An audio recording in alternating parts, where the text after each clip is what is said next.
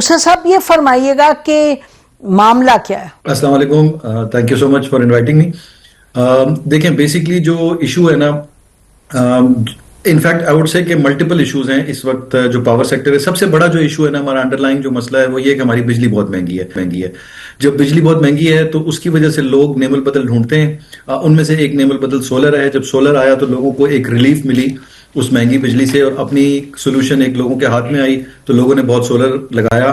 اب اس سے یہ ہوا کہ اس سے ڈیمانڈ گرنا شروع ہو گئی. ظاہر ہے کیونکہ لوگ جب سولر سے بجلی بنا رہے ہیں اور اپنے آپ کو سیلف سفیشینٹ کر رہے ہیں تو اس سے ڈیمانڈ گرنا شروع ہوئی. تو یہاں پہ ہمارا جو اسٹیٹ ہے یا پاور سیکٹر ہے وہ پینک موڈ میں آ گیا کہ بھئی ہماری ڈیمانڈ گر رہی ہے، اب ہم کیا کر سکتے ہیں.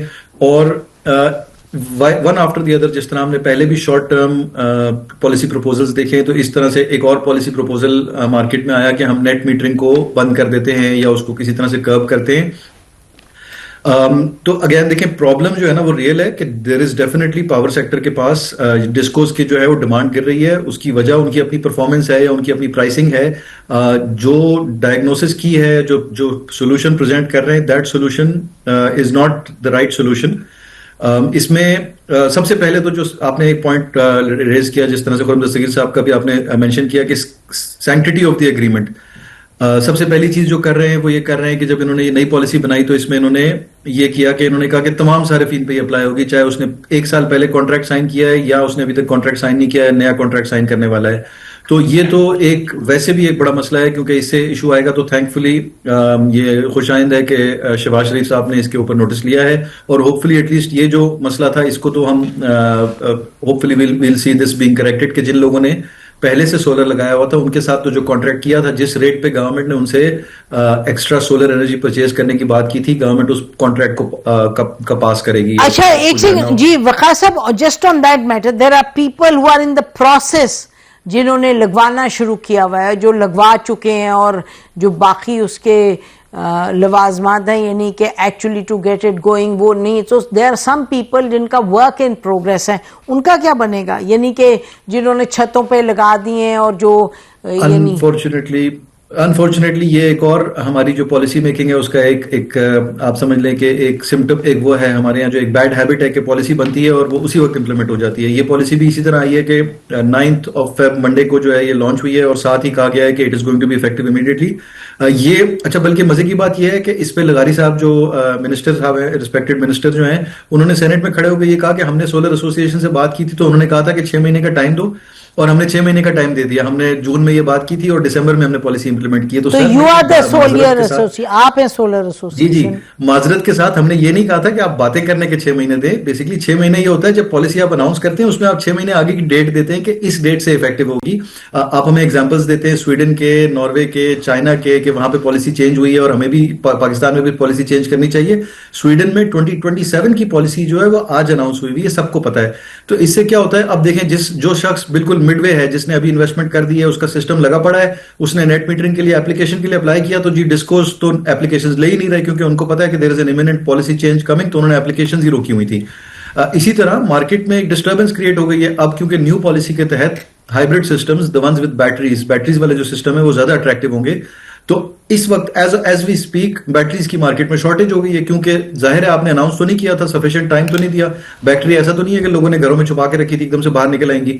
بیٹریز چائنا سے آئیں گی یا لوکل پاکستان میں اگر مینوفیکچر ہوں گی تو 2 مہینے کی تو سپلائی چین ہے، 2-3 مہینے کی شپنگ ٹائم ہے.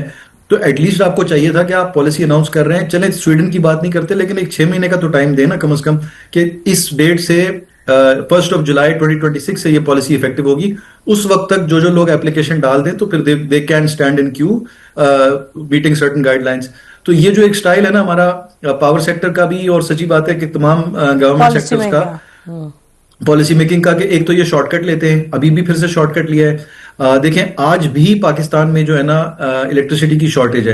الیکٹریسٹی کی شارٹیج کس طرح ہے، آپ ہمارے بڑے بڑے شہروں کی بات کر رہا ہوں میں، کراچی، لاہور، اسلام آباد، کسی بھی شہر سے آپ 30 کلومیٹر باہر نکل جائیں، بلکہ میں تو کہتا ہوں شہر کے اندر کے جو ریموٹ ایریاز ہیں ادھر بھی چلے جائیں، ادھر بھی آج 13-14 گھنٹے کی لوڈ شیڈنگ ہو رہی ہے.